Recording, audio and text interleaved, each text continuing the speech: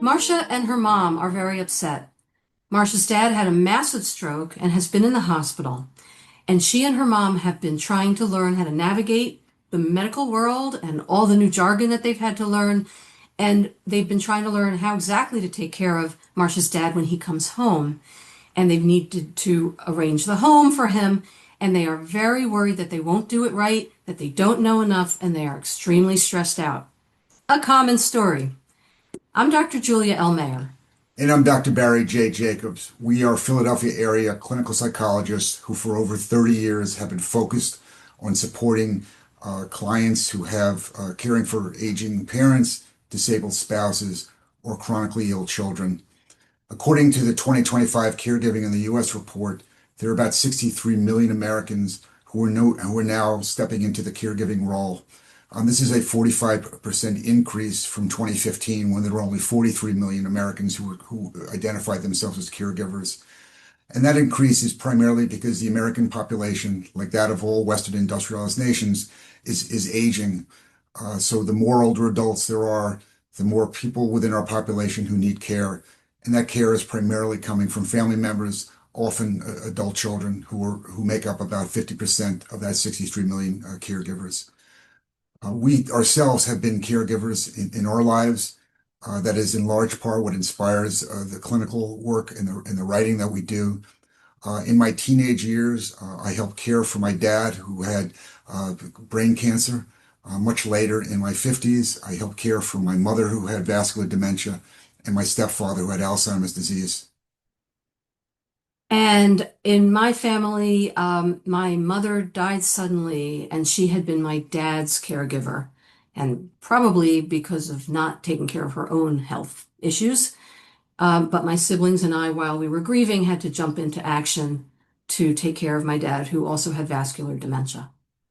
So because of these personal experiences, which have had a great impact on us and our professional experiences, we have written three self-help books for family caregivers.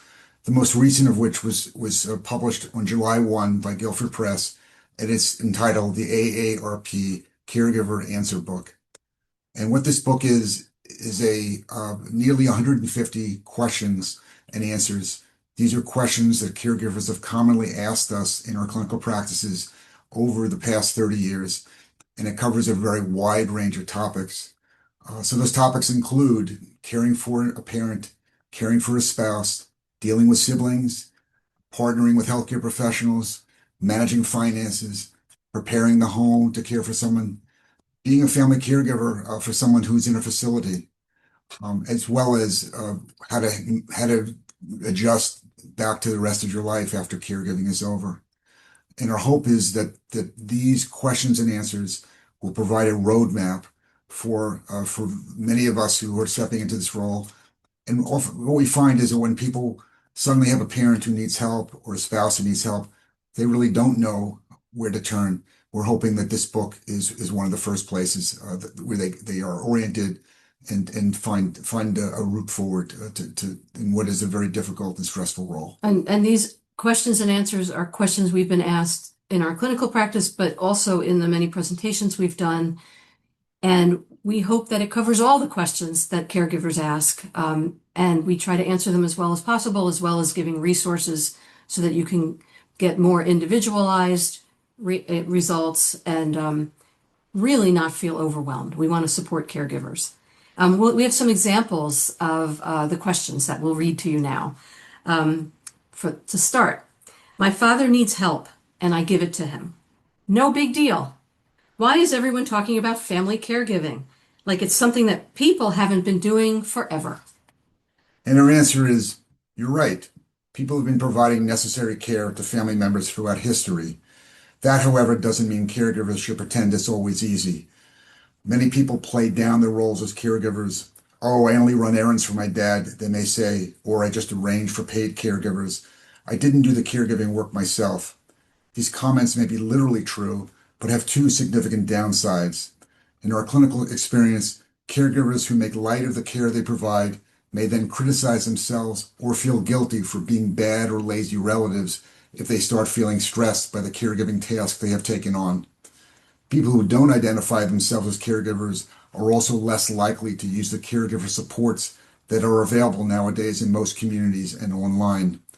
Caring for the people who need help may be a normal part of life for your family, as it is for many families, but it is still better to accept that it can be a stressful role that should be approached with awareness and intention.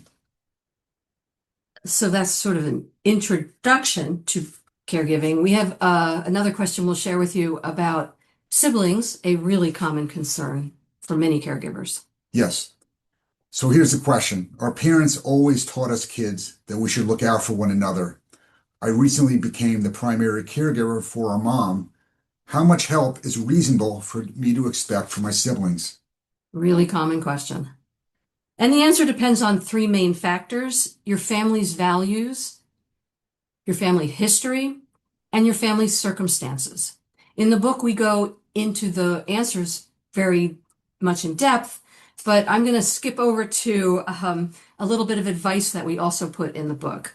Say this, not that. So say this: please help me understand your thoughts about helping mom. That's what you say to your sibling, rather than, how dare you shirk your responsibilities to your mother? Another example, you say, I understand you're busy. What would be possible for you to do given your schedule? Rather than, I'm doing everything. You need to step up and be here every week. Last example that I'll give you, say this: to understand mom's condition better, it would be a good idea for you to spend some time with her. Is there an afternoon that you can spend with us? Not, you're in denial about what's going on with mom. You should just take my word for it, since I'm the one who's with her all the time. Now, those might sound like extreme examples, but we've talked to so many siblings who are so frustrated with their family members that they sometimes address them in ways that actually undermine what they actually want from them, which is support. One last question we'll do. Maybe I expect too much from myself, but I thought I could keep my wife with Parkinson's disease alive much longer. Does her decline mean that I haven't done a good job for her as a caregiver? And our answer is, unless you have severely neglected your spouse, the answer is no, you're not to blame. We understand that some caregivers hold on to the spoken or unspoken belief that if they are good enough at providing care, they can extend the care receiver's life or even reverse the effects of illness and aging. But everyone's time comes. A care receiver's decline and eventual death doesn't mean that a caregiver has failed. Your job as your wife's caregiver isn't to rescue her from her Parkinson's disease, which you don't have the means to control, but to provide as much comfort and support to her as you can to help her make a soft landing. Please judge your performance as a caregiver by the love you show her, not by the outcome of her terminal disease. So these are just some examples. There are many more, because there are hundreds of questions and answers in here, as well as bits of advice and lots of resources.